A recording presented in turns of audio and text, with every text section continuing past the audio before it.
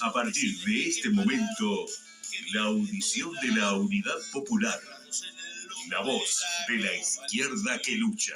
Globalizando la ruina, globalizando el despojo, globalizando la trampa de un mundo sin corazón. Boca a boca es el correo. Bueno, muy buenas tardes.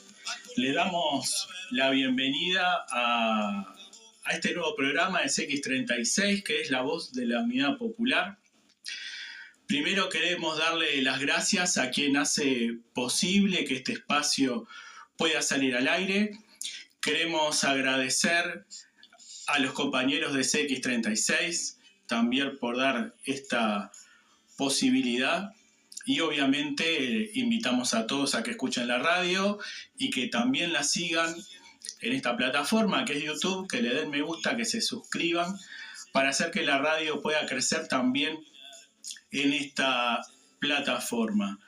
Nos vamos a estar encontrando con ustedes todos los lunes a las 5 en punto, de 5 a 5 y cuarto, en este horario emblemático de la radio. Es innegable, es ineludible la referencia a Hugo Castillo, que durante tantos años hizo utopía en este horario. Y bueno, en lo que nos respecta, vamos a estar semanalmente intercalados entre los distintos grupos y organizaciones que integramos la Unidad Popular. Damos las gracias a Gonzalo Isasmendi, que está en los controles. Y bueno, vamos a estar, como decía, semanalmente, 15 minutos cada organización dando su mensaje. Hoy nos toca a nosotros. Mi nombre es Pablo Hernández, soy del Partido Comunista Revolucionario, un partido que integra la Asamblea Popular y después la Unidad Popular de sus inicios, allá por el 2006, un partido fundado en el año 1972 ante la necesidad de construir organización de izquierda revolucionaria, marxista-leninista, en nuestro caso marxista-leninista-maoísta, ante la claudicación el revisionismo a nivel internacional, luego de lo que fue el 20º Congreso del Partido Comunista de la Unión Soviética, luego de lo que fue la muerte de Mao, la persecución a quienes quisieron continuarlo y la toma del poder por Deng Xiaoping, que convirtió a China en una potencia capitalista e imperialista.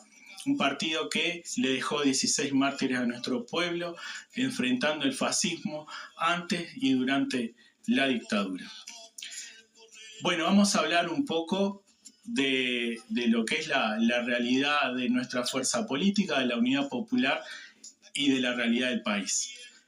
Bueno, parece lejano, pero el 21 de abril la Unidad Popular cumplió 20 años de vida, 20 años de lucha, surgida a la intemperie, luego de que algunas de sus integrantes rompieran con el Frente Amplio en el gobierno y luego de que otros integrantes de la Unidad Popular ya no estaban en el Frente Amplio, pero se hizo campaña y se militó a favor de que el Frente Amplio ganara las elecciones en el año 2004, y viendo lo que ya se preveía por los compañeros en aquel entonces de la continuidad de lo que es la entrega del país a los monopolios transnacionales, a las potencias imperialistas, la continuidad de una política económica neoliberal, y que los cambios profundos que necesita al día de hoy nuestro pueblo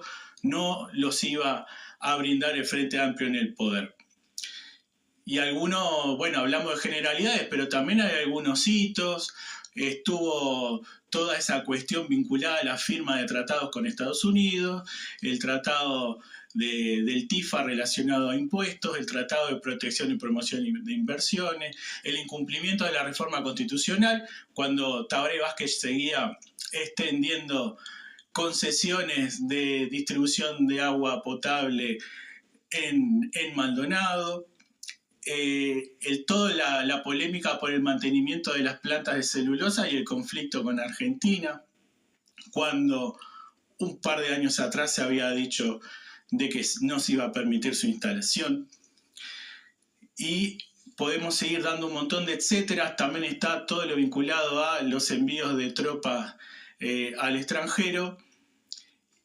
Y eso fue dando el germen para que varios compañeros de la izquierda consecuente, de la izquierda que lucha, como decimos nosotros, de la izquierda radical, intentaran formar algo nuevo, con esa particularidad de armarlo con el Frente Amplio en el gobierno. No es eso de que se abandona el barco cuando se pierde, sino en un momento de recién asumido el gobierno, ¿no? Renunciando a posibilidades de cargo, a plata, a un montón de cosas que vemos cómo se reparten y cómo se sacan los ojos todos los años cada vez que asume un nuevo gobierno, la repartija de cargos. Y bueno, los compañeros por principio terminaron dejando de lado eso. Y hablando de la fundación de la Unidad Popular, también queremos recordar al compañero Elio Sartú, que el pasado 7 de mayo se cumplieron 100 años de su nacimiento. Compañero docente, abogado del servicio del pueblo, siempre del lado de la clase trabajadora y fundador de la Asamblea Popular, primer candidato a senador en la elección de 2009, en una elección donde se peleó en condiciones más que desiguales y se obtuvo, si bien no se alcanzó el objetivo de entrar al Parlamento, se alcanzó una más que digna votación de 16.000 voluntades. Y bueno, vinculado a la temática internacional y ya hablando un poco más de la realidad actual, en un momento donde se acrecienta cada vez más el peligro de una tercera guerra mundial, el momento donde hace poquito conmemoramos un nuevo aniversario de la victoria contra el fascismo, donde el 9 de mayo los nazis se rinden incondicionalmente, luego de una guerra cruenta que duró 6 años y pico, donde, perdón, 39, 6 años, sí, lo que pasa es que uno es humanístico. Y bueno, el que le costó a la Unión Soviética más de 20 millones de vidas, dando una lucha con los mayores sacrificios que nos podamos imaginar para derrotar lo que fue el fascismo. En momentos donde el imperialismo yanqui, ya viniendo a lo que es el día de hoy, con Donald Trump a la cabeza, no le queda otra que imponer la paz por la fuerza, como dice él, hacer la guerra para intentar mantener su hegemonía cada vez en mayor declive, donde están de la pasa de la guerra comercial feroz con China a la invasión de países. Este año empezamos con la invasión a Venezuela y el secuestro del presidente Nicolás Maduro y de su compañera Cilia Flores. Luego, con el recrudecimiento del bloqueo a Cuba, que en estos días se anuncia un recrudecimiento aún mayor. Y además con el ataque, la guerra de agresión a Irán. Y en el marco de todo esto, llamando Orsi como buen presidente del Frente Amplio, no podía quedar atrás de Tabaré Vázquez, que trajo a Bush y lo fue a visitar después, ni de Mujica, que fue a tomar mate con Obama. Bueno, se sube al llamado portaaviones Nimitz,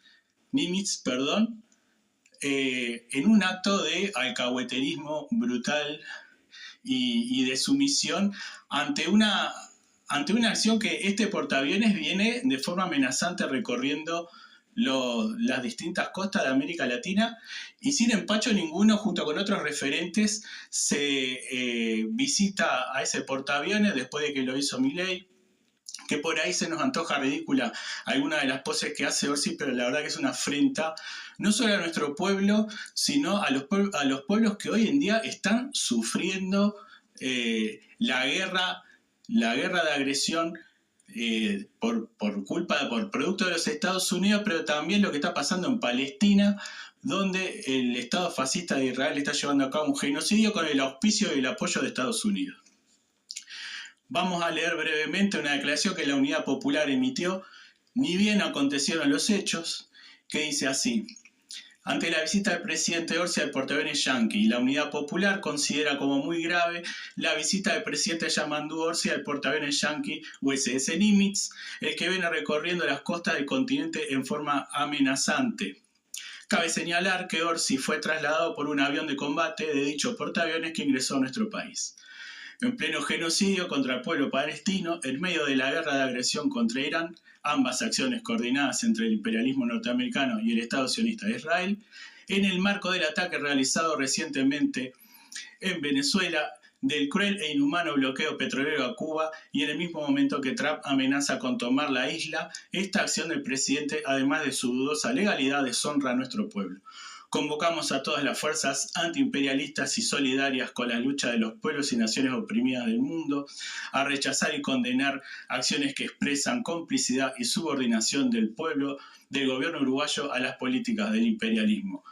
Esta declaración que firmó la Unidad Popular el día 3 de mayo de 2026, el día posterior, más allá que ahora algunos pretenden hacer aparentar voces críticas a la interna del gobierno, porque claro, referentes de ellos también estaban en el barco, como pasó con el PCU, que había un dirigente, un referente departamental de Canelones, que también estaba ahí en ese portaaviones. Entonces el diputado de ellos, Diverio, no le quedó otra que salir a cacarear al Parlamento. Y para cerrar en estos minutitos que van quedando, vamos a hacer referencia a otro tema que es centro político, que es el famoso diálogo social. Como todos saben, la Unidad Popular y sus militantes fueron partícipes de los inicios de la lucha contra la reforma de la seguridad social del gobierno de la calle. Se crea el Mondes, donde también participamos, y se termina todo ese trabajo de muchos años, de muchos encuentros, de muchas reuniones, en cuajar en un proyecto de reforma constitucional junto con los compañeros de ATCS, que también fueron impulsores del Mondes. ATCS es el sindicato de los trabajadores de la seguridad social. A raíz de esto se lleva la propuesta al PIT-CNT y, para sorpresa de nosotros y de todos, se termina decantando por la estrategia de ir al plebiscito. Que eso fue una votación de a tercios, porque las negativas y las abstenciones dividieron votos. Triunfa la propuesta de ATCS y el Mondes, respaldada allí por la coordinación de sindicatos. Un mes después, por unanimidad, se aprueba el contenido de la papeleta. Se va al plebiscito, se pierde. El tema es cómo seguir después. Bueno, el Frente Amplio en sus bases programáticas tenía el concepto de diálogo social, que vamos a resumirlo bien simple, que es una solución de unidad interna por las cuales los que estaban en contra pueden salir a hacer campaña en contra, que orgánicamente era la mayoría. Y una minoría que sí acompañaba al plebiscito podían hacer todos juntos la campaña en paz, con la promesa de un futuro diálogo social amplio, genuino, etcétera, etcétera, que como se terminó dando y como era previsible, ni fue amplio, ni fue genuino, ni fue abierto, porque Rodrigo Arín, quien encabezó el diálogo social, excluyó los temas que eran parte del plebiscito y que estaban en la papeleta. Y además excluyó el tema de la financiación. ¿Cuál fue el resultado? En general, lo que se señala como mejoras son básicamente mejoras a prestaciones vinculadas a pensiones, generación de pensiones nuevas y aumento de algunos montos, lo que podríamos calificar de políticas que van a hacer mejoras para un sector de la población, pero que en el fondo son asistencialistas. Para las AFAP, el Estado las va a administrar, las va a ordenar según categorías y las va a licitar para que los ahorros, para que las AFAP sigan facturando. O sea, relajo pero con orden. Y con el tema de los 60 años, la gran estafa y el gran verso de que ahora nos podemos jubilar a los 60 años con tasa de reemplazo creciente. ¿Qué quiere decir? En realidad es lo contrario. La edad jubilatoria va a seguir a los 65 y te vas a jubilar a los 60 años cobrando muchísima tasa de reemplazo menos que hoy con 65 años. Así están las cosas, esto no está laudado, no está escrito en piedra, vamos a seguir en la lucha. Y para cerrar y despedirnos, les reiteramos que nos encontramos el próximo lunes. Le tocará a otros compañeros de la Unidad Popular estar al frente de este espacio, y le invitamos a que sigan las redes de la radio y sigan escuchando la audición de la CX36. Siendo el primer programa, agradecemos a quienes hicieron esto posible. Nos reencontramos la semana que viene.